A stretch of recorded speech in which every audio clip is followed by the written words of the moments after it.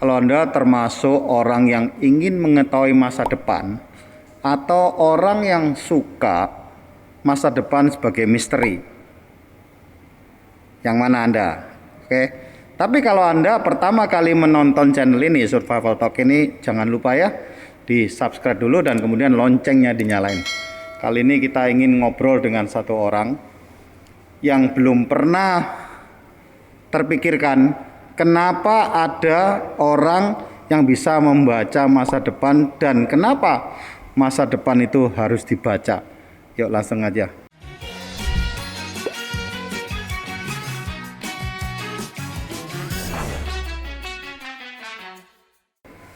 Halo Bu Anantia. Halo Pak. Salam bertahan hidup. Salam. Karena last name-nya saya takut salah. Anantia Wardani. Oh my god. Karena jarang banget orang menyapa saya dengan nama lengkap. Biasanya Anantia atau Nintia gitu. Anantia, jadi ya. saya tepuk tangan buat Bapak menyapa saya dengan lengkap. Ngerpeknya 20 kali. Saya tahu makanya susah jadi saya mau. Sehat, Bu? Sehat Pak. Iya. Berbicara tentang masa depan. Apakah pandemi itu juga bisa diterawang, Bu Anantia? Bu, Mbak atau Anantia aja kalau Bapak Anantia, manggil ya? Anantia. Oke. Ya. Anantia. Sebenarnya sih ada beberapa yang kita akan mengalami sesuatu masa gitu, tetapi tidak detail seperti apa pandeminya dan kemarin sih berharapnya tidak selama ini gitu. Ternyata ini lama banget sampai hampir 2 tahun ya Pak pandeminya. Gitu. Kalau menurut terawangan Anantia ini berapa lama selesai? Kemarin sih kita berharapnya setahun Pak. Setahun. Setahun. Setahun lagi? Enggak, maksudnya dari oh amin, kalau jangan Pak, jangan lama-lama. Kalau bisa lebih cepat. Tapi ini sudah injury time. Iya udah injury time, kita nggak menyangka ternyata lebih lama. Kita harapnya oke lah dari awal mungkin akhir 2020 sudah selesai, sudah teratasi dengan baik ya. Mungkin ada faktor-faktor lainnya yang tidak sesuai. Oke, tadi itu baru intermezzo, belum pertanyaan sesungguhnya. Baik. Pertanyaannya sesungguhnya adalah kenapa saya suka membaca masa depannya orang? Kalau kesini sih tarot bukan dipakai hanya untuk membaca masa depan sih, tapi kayak lebih kayak orang tuh konsultasi pengen tahu gimana sih ada solusi apa seperti itu. Nggak selalu tentang masa depannya gimana gitu. Kalau di sini sih tarot lebih ke arah jadi kalau kita jalan tuh Pak ya kasih rambu-rambu kan gitu. Misalnya dia aku mau melakukan A gitu. Misalnya kita saranin jangan A deh, kalau bisa B aja gitu. Kayak ada di lalu lintas kan ada rambu. Boleh dilarang ke kanan gitu, misalnya dia tetap ke kanan ya nanti hasilnya sesuai yang dia pilih. Maaf bagi saya orang yang nggak ngerti, Papa Cang ini kepingin tahu, mungkin juga subscriber juga ingin tahu apa sih bedanya cenayang, tarot leader sama oracle? Oh, cenayang itu biasanya nggak pakai media, biasanya dia langsung tahu lihat begini, biasanya lebih ke arah begitu.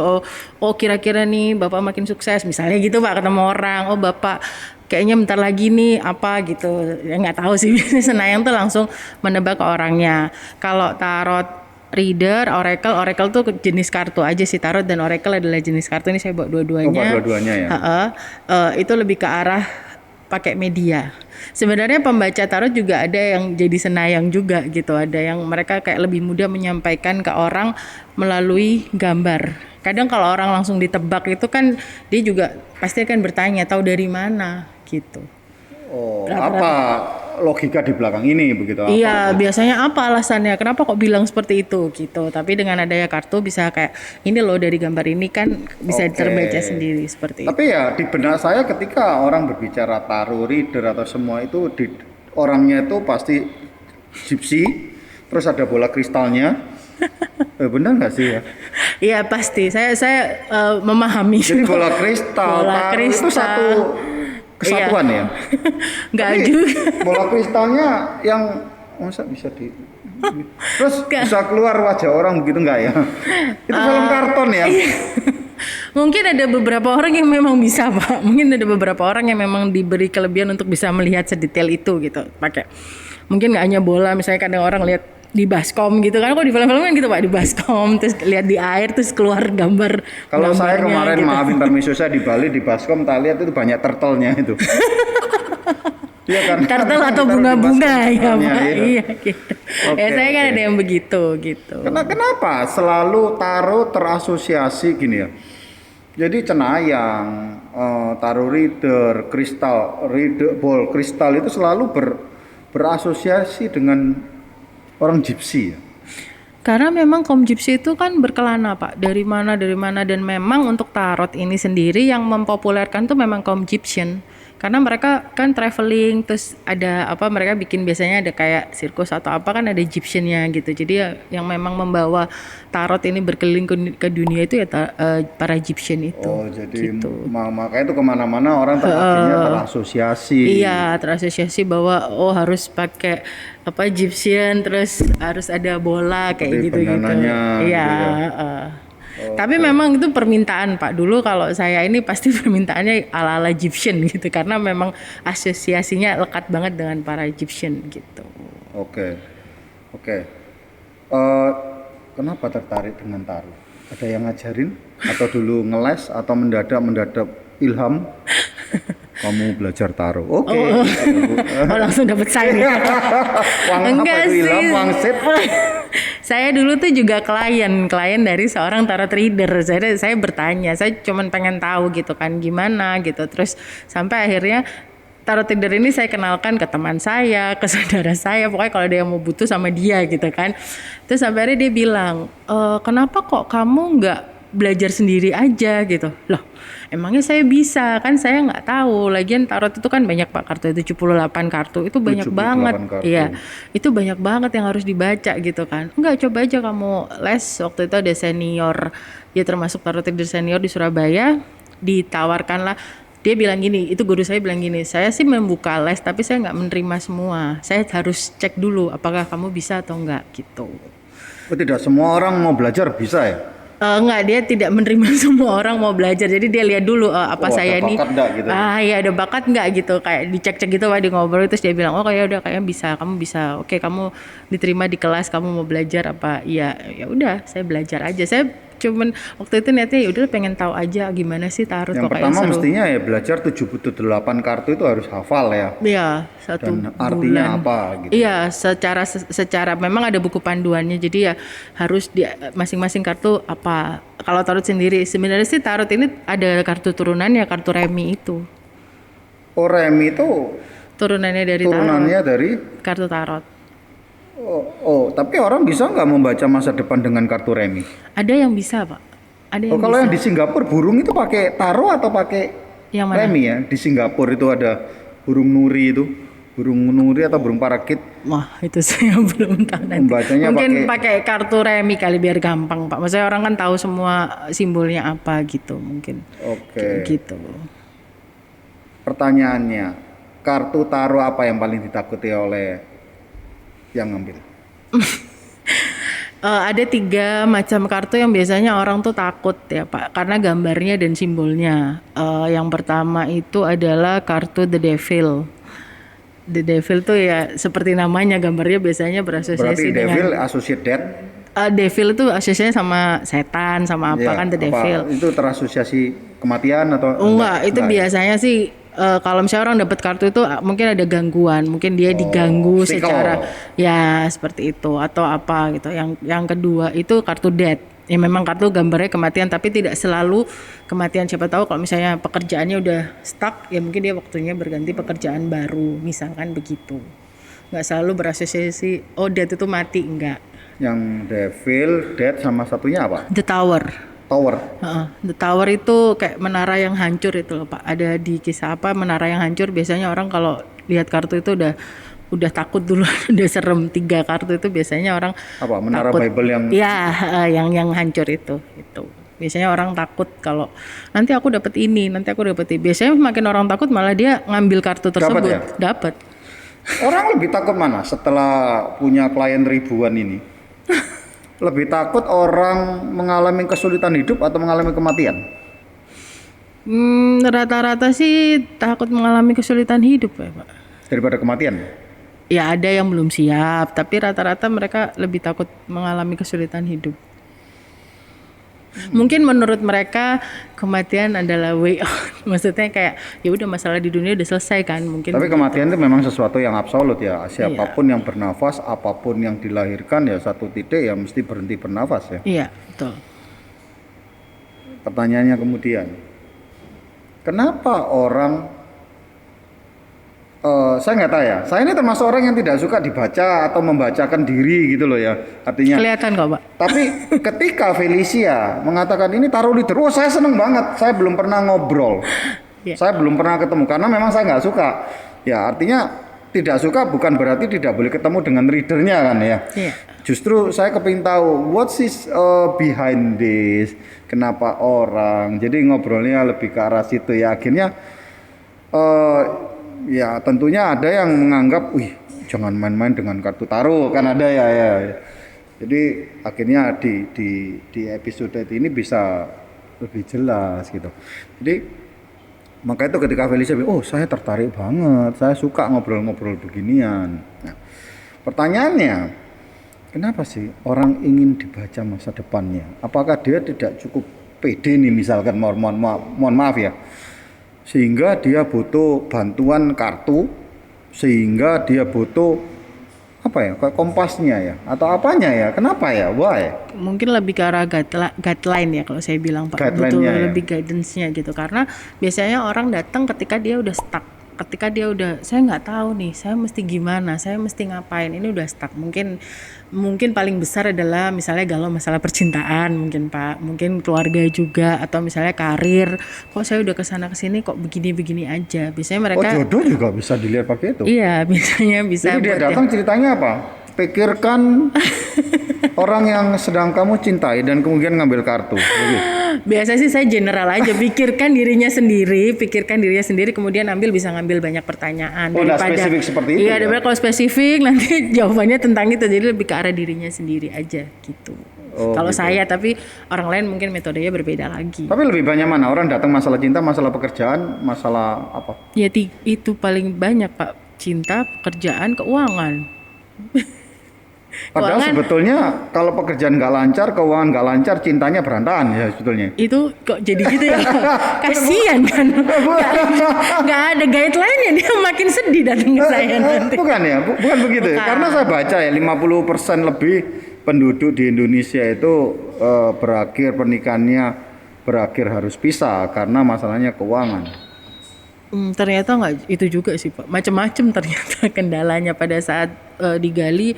Mungkin memang sudah tidak cocok tapi dipaksakan, jadi mau tidak mau mungkin karena dijodohkan. Iya, bisa dijodohkan, bisa karena didesak orang tua, dia harus menikah, ternyata atau terdesak karena keadaan teman-temannya semua menikah. Ya udah kamu aja udah kita nikah gitu, akhirnya enggak. Ya ada, ternyata ada kan? Pak, ternyata ya sama ada. Kan orang kuliah dengan milih kejuruannya apa enggak ngerti.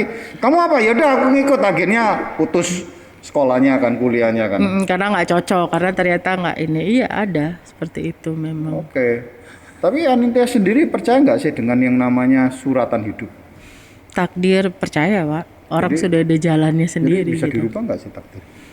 Ada yang bisa, yang pasti kan lahir, mati, jodoh gitu kan. Yang lainnya itu bisa itu fate, itu takdir sudah nggak bisa berubah kan? Iya, biasanya gitu, kelahiran, kematian, jodoh tuh. Masa depan?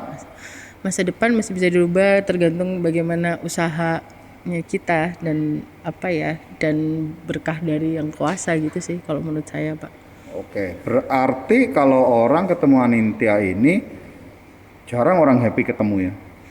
Mesti orang yang bermasalah atau ada yang happy ya, aku happy with my love, let's do it. Ada, karena dia cuma pengen main-main ya udah, karena dia for fun. Pengen tahu, karena dia cuma fun doang, ada. For entertainment purpose. Iya, ada. Tapi terus nggak malah kepikiran.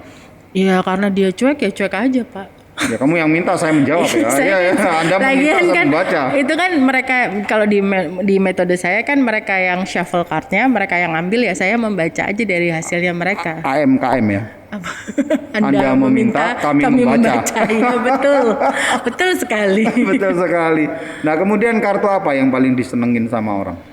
Biasanya sih kartu yang berhubungan dengan materi itu. Kalau yang lagi ribet masalah keuangan, kartu Pentacles yang simbolnya koin-koin itu mereka senang. Oh berarti duitnya mau banyak nih gitu. Kadang mereka menafsirkan sendiri sih Pak, saya belum bilang gitu kan. Oh belum bilang, ini koin-koin ini. Iya mereka, koin-koin ini gitu kan. Terus kalau misalnya yang lagi jomblo atau percintaan bermasalah tuh ada gambar harmoni gitu ya, gambar dua orang ini udah, ini udah ketemu. Boleh nih, pasti ketemu gitu. Boleh nggak dilihat kartunya yang mana supaya subscriber juga tahu. Kartu yang menyenangkan, yang Bitcoin. Bitcoin. Era kripto kan? Iya betul, era kripto ini Pak. Sebentar, Bitcoin belum saya siapin tadi. Jadi sebetulnya orang lihat gambarnya sudah bisa mewakili ya. Iya, sebenarnya sudah bisa mau. Tapi ada yang kartu tarot yang simbol-simbol aja. Jadi jadi pembacanya yang harus membacakan gitu. Oh, kartu tarot bukan satu macam seluruh dunia sama. Banyak macam. Ada kartu standar namanya Rider Waite, tapi nanti setelah mereka belajar pakai Rider Waite, mereka punya kartunya masing-masing gitu. Punya, kalau kita bilangnya ini deck, punya deck andalannya masing-masing gitu Pak. Tuh. Sebentar. Yang Bitcoin tadi. Nyari Bitcoin Nyari belum keluar. Bitcoin saya belum Karena keluar. pada waktu diciptakan bukan Bitcoin. Bitcoin bukan Bitcoin dia namanya. Koin yang tengahnya bolong itu ya. Iya, ini tapi sih dia simbolnya ada yang simbolnya koin. Kebetulan di kartu saya simbolnya seperti ini. Seperti ini. Tapi kan ada koin-koinnya juga nih, Pak. Itu kameranya Bu Anantia. Nah. Kalau orang dapat itu senang ya. Iya, karena Makmur. kan makmur nih gitu. Makmur nih gini. Kalau 3 kartu tadi yang biasanya orang, kalau ini sih kebetulan di kartu ini gambarnya nggak serem ya. Ini The Dead nomor kartu 13 sama Temptation ini Devil gini. Sama ini Itu The Tower. Devil itu modelnya kayak E.T. Iya, yang ini. Extrateritorial. Iya kan masing-masing Mbak. Kebetulan kartu saya gambarnya nggak. Ada yang serem gitu ya. Ada yang nekro yang gambar Modelnya kayak tengkorak. yang bawa arit Eropa itu loh ya. Iya. Apa itu namanya? Iya ada itu. Itu Sama pakai hood Iya itu. hitam gitu ya. Iya itu ada itu juga. Itu The Dead itu biasanya itu gitu. Kalau saya mau jelaskan kartu tarot sendiri terdiri dari 78 kartu, 20 mayor arkana, 22 mayor arkana, 56 minor arkana. Apa itu? Ya kalau kartu mayor tadi yang kayak simbol-simbol begini Pak, ada Oke. The Dead gini. Kalau yang minor itu lebih kayak yang gambar koin, pentacles gitu, terus wands, sword sama cups. Itu ada artinya masing-masing. Kalau yang ini yang dari Mesir, ya ini Pak. Ini juga termasuk tarot atau? Ini tarot. Yang ini perpaduan tarot dan oracle, ini oracle. Kalau ini tarot. Ini kan Itu Bitcoin. juga 78. Ini 78 yang ini. Oh, memang Mesir punya kecil ya? Enggak, kebetulan saya bawa yang kecil Nah, biar itu modelnya kayak domino kan? iya, lebih kayak domino. Kecil begitu. Kadang orang bisa yang nggak paham bisa mengasosiasikan tarot dengan kartu lentre, Pak. Lentre. Kalau Bapak pernah dengar itu Lentre itu ya domino itu kan? iya, seperti itu, tapi kan bukan, kita tarot gitu. Nah, ini kalau yang di Mesir dead-nya adalah dewa kematian. Dewa kematiannya yang kepalanya kayak anjing ya? Iya, Anubis. Gitu. Saya nggak bawa deck yang gambarnya ini sih, ini yang biasa. Kalau yang saya oracle pakai. juga sama. Oh, Kalau oracle itu lebih ke arah kartu ada penjelasannya. Jadi enggak, kayak maksudnya kalau yang simbol-simbolnya itu juga sebetulnya ketika orang menarik kartu itu orang sudah tahu ya. Oh. pernah saya bahas dengan sesama pembaca tarot, dia bilang kalau tarot itu lebih ke arah dokter mendiagnosa. Jadi ini kenapa, misalnya masalah keuangan, ternyata orangnya boros gitu misalkan. Tapi kalau oracle adalah message seperti obat yang ini loh message-nya ini yang harus kamu kerjakan. Jadi kalau oracle itu lebih ke arah pesan-pesan Pak. Ini saya buka. Maaf ya Pak, saya buka-buka. Seperti ini ada pesan-pesannya. Kalau oracle itu lebih ke arah gitu, ada Oke. pesan-pesannya. Allow yourself to receive, ini kurang lebih pesan-pesannya. Ada nggak kejadian konyol? Ketika orang withdraw, dia tahu withdraw kartu jelek, ada ulang gitu bisa. Banyak Pak.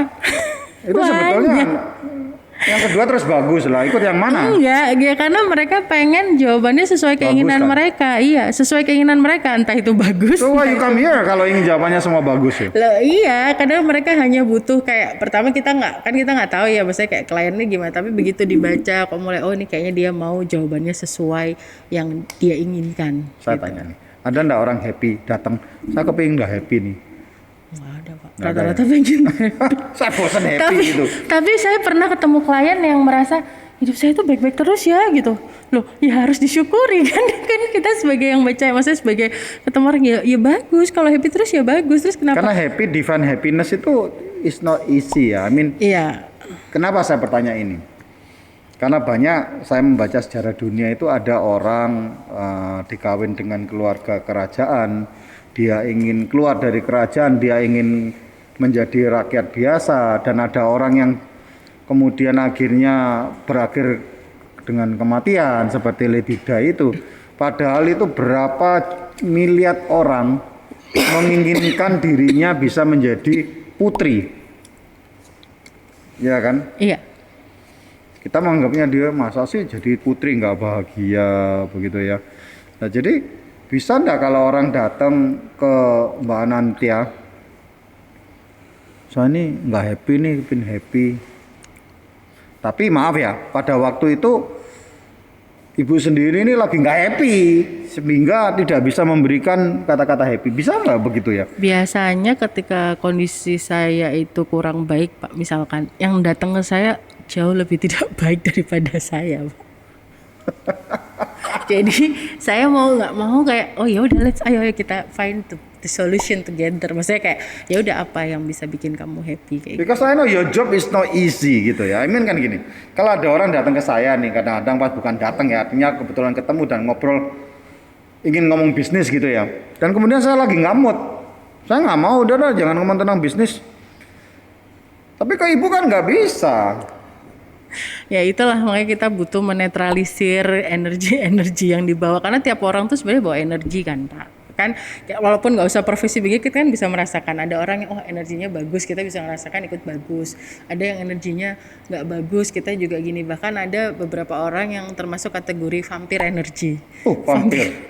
Iya, vampir energi itu menyerap energinya orang, Pak. Kayak vacuum cleaner, orang deket dia gitu. Iya, dan itu gitu ya. dan itu ternyata bukan hanya profesi saya, tapi dokter pun itu pernah dia bilang, oh ya ada ini orang vampir energi ini, ada dia yang capek banget lah kalau ketemu sama dia kayak gitu.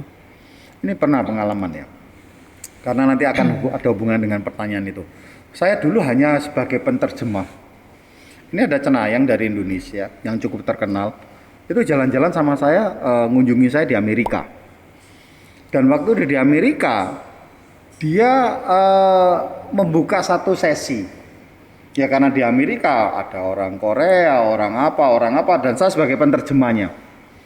You know what happened? Satu hari saja saya sebagai penterjemah, saya ini capek loh. Pasti lelah banget. Masalahnya orang ini. Nah, pertanyaannya begini. Yang datang mesti bermasalah. How you cleansing yourself? Karena kalau enggak kan nanti kan, maaf ya, pikiran kita, bawah sadar kita akhirnya terpengaruh kan. Ketika kita memberi advice kepada seseorang, sudah enggak bisa netral kan, terbawa dengan ya gimana ya, benar nggak sih ya?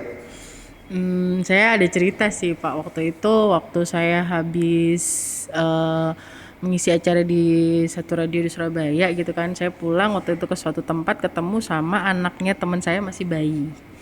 Biasanya anak bayi ini baik-baik saja, maksudnya ketemu saya udah biasa gitu kan, senang. Pas hari itu dia tuh nangis banget. Ketemu gitu, ibu nangis. Iya, ketemu saya nangis banget. Saya bilang, kenapa ya anakmu, biasanya nggak apa-apa kok ketemu. Pada saat itu saya bersama dengan teman saya yang tahu juga gitu kan. Oh, saya mau bertemu dengan teman saya yang tahu juga di tempat itu gitu. Saya tanya, kenapa ya kok anak itu tadi nangis ya gitu. Ya, soalnya kamu bawa sesosok makhluk yang bikin dia takut gitu loh. Enggak, aku enggak. Oh, temennya Mbak Nantia bisa melihat bisa gitu. melihat tuh. Oh ya mungkin karena saya habis baca orang kali ya. Tadi saya habis baca orang, mungkin energinya kebawa gitu. Ikut. Nah itu mungkin kalau saya tuh biasanya sih paling mudah itu kalau orang-orang biasanya mandi garam kan Pak. Mandi garam itu untuk menetralisir setelah misalnya baca. Terus mungkin sekarang ada pakai oil-oil tertentu untuk memproteksi diri gitu, ada. Jadi kita nggak kebawa, iya. Terus misalnya kalau kita udah tahu kliennya itu gimana, ada istilahnya grounding. Kalau grounding itu kaki kita di lantai lah, di ubin. Jadi itu kayak menetralisir energinya. Karena itu percaya atau nggak percaya para subscriber juga ya. Kadang ada ketemu orang itu memang bisa, senang hidup kita. Iya. Iya dong. Ada ketemu orang, kita datang happy ketemu muka, dia belum ngomong baru dia. Kita udah iya itu mungkin vampir itu ya, energi saker ya. Iya betul, energi saker itu gitu. Kadang kita nggak usah ngapa-ngapain, Pak, ketemu gitu udah kok kayaknya capek banget ya gitu. Iya, tapi banyak orang nggak ketemu saya malah capek loh. Ketemu saya langsung Karena energize. Bapak semacam generator mungkin Pak. Oh gitu ya. Jadi ada orang tipikal, ini kita ngomongin ilmu lain lagi ya. Ada namanya human design, itu ada orang yang tipikal generator. Jadi orang kalau deket sama dia langsung, oh orang ini emang semangat, jadi kayak generator kan Pak. Jadi menularkan semangat. Tapi nggak tahu kalau gitu. staff saya kelihatan saya itu malah apa gitu, malah gitu. Tapi yang jelas kalau semua staff saya ketemu saya tambah rajin semua. Iya, kalau datangnya akhir bulan awal bulan mungkin wah semangat nih, ntar lagi terima gaji gitu mungkin Pak. Semangat semua langsung Pak ya kan gitu. Wah. Oke. Jadi ibu lebih membentengin diri ya, bukan sudah energi itu pindah baru kita bersihkan. Tapi kadang-kadang bisa kecolongan ya. Ya membentingnya 2 kali Pak, sebelum ketemu sama sesudah. Jadi biar terus kadang ada waktunya misalnya kayak grounding, perlu kita pergi ke tempat yang deket alam kayak gitu kan, rumput-rumput kalau misalnya sempet pantai alam kayak gitu tuh biasanya membantu untuk istilahnya merecharge energinya dan clear up yang kemarin-kemarin kayak gitu. Atau bisa juga ke temen yang mengerti, yang bisa oh ini perlu di cleansing, bisa macam-macam sih Pak metode cleansing energi itu gitu. Oke. Kemudian yang menarik pertanyaan ini. Kalau ketika orang drokat, ya somehow you can tell, aduh it's very dark.